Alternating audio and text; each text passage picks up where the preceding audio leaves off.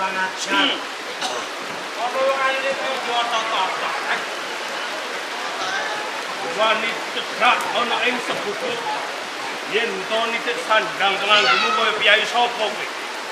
Reksa Praja Patih sangka Trenggalek. Oh, dadi kowe patih saka Trenggalek. Mesti ape wenehi dhuwit kowe kabeh. Aja atir. Bali takon kowe kuwi sapa? Singa gobrak. Singa gobrak? Singa lora. Ana ing alas gebuk kowe iki kalebu apa? Iki wewengkonku sing duweni ya aku iki.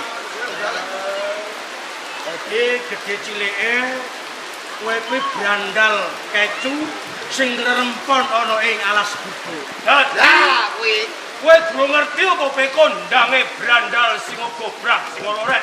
Wis krungu nanging lagi sepisan iki aku ngerti kowe. Jenengmu karo jenengku iki kondang. wis kondang Jebul kondange Trenggalek. Yo, rampoke gedhe dhuwur, brengose sak pager kabeh. Iki mbok menunggu bendung kali kidul kono kae. mandek. Cukup ngene ya Lur. Gelemo mereni nggonmu dadi brandal, dadi kecu. Merga saliyane dadi laranganing agama, uga larangan negara. Prayogane, ayo mertobat dadi prajurit, bakal nampa gaji kang gedhe. Menak temen ucapmu. Yen to kowe warangka ana ing Galek kudune kowe mikir. Tan bedane kok dejo ngalim. Nalika pengen dadi dipati janjine muluk-muluk, sawise dadi apa tau mikirke urip kulan ruangku kabeh. Aku kaya ngene iki mergo saka dejo ngalim radel saka Kabupaten Galek. Nganggo waton, aja waton jeplake lambe kowe ya. Kowe ndakwa yen to dejo ngalim lali marang janji-janjine lirewake wong cilik, lire kepiye? Lho kuwi wis cetha. Kaitan dene wis ngongkon. Wen durung dadi. Nanging yen wis dadi, kuwi wis lali. Kuwi ditongane. Yo gene aku nganti brandal ngampak ngecu mergo tumindake ditongane. Nganggo pawadan apa wae brandal ngecu piluput. Luput mungging pranatan kudu dicekel, kudu dididono. Kuwi punggungmu, yen punggungku wis biasa. Brandal ngampak ngecu wis gawe aku. Reksa Praja teko ing sebubuk nampa Purbalan Asesa. Ya, yen ora nyesa nyekel kowe kabeh aku bakal nampa.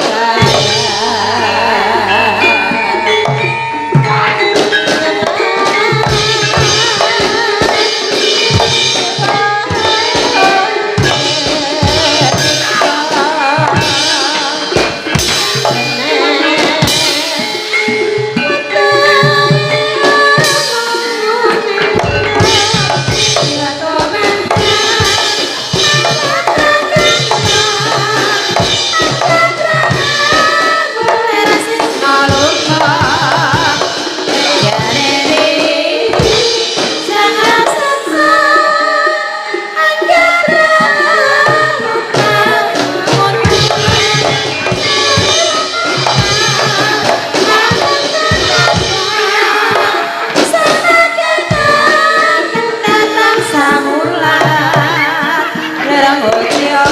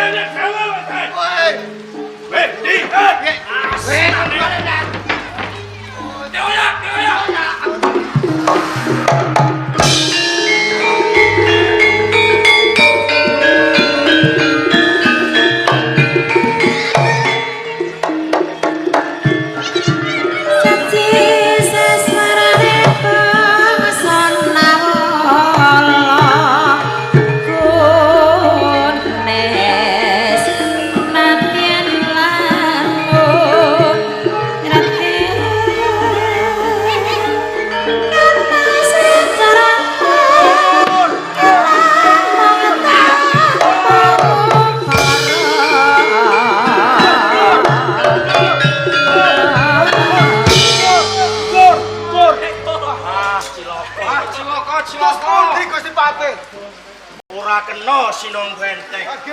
Rampok brandal sing alas bubuk jebul jaduk.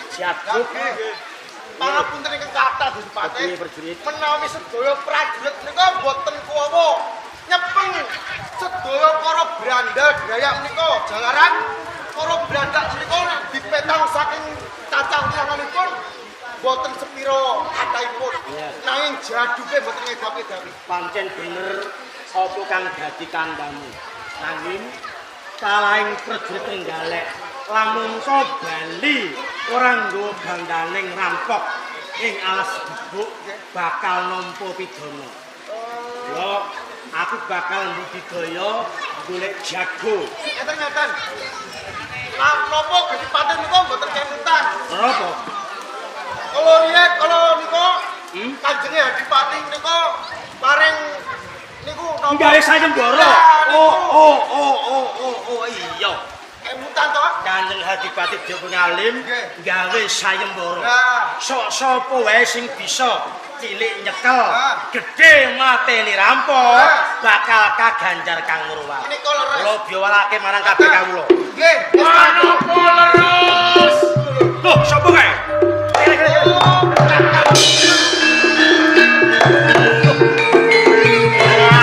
Kakang Duna Seca Warok Singat. Kanjenge Patih Saudara.